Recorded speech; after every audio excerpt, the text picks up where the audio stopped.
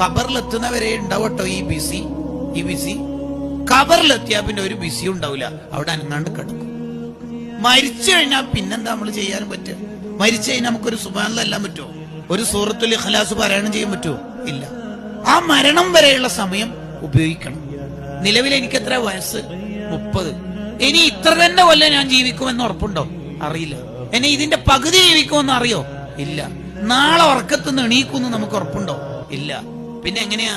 റമദാൻ വരട്ടെ, മറ്റന്നാൾ തൗബന്റെ സദസ് ഉണ്ട്, അടുത്ത കൊല്ലം നന്നാവാം, അങ്ങനെയൊക്കെ നമ്മൾ ചിന്തിക്കുക.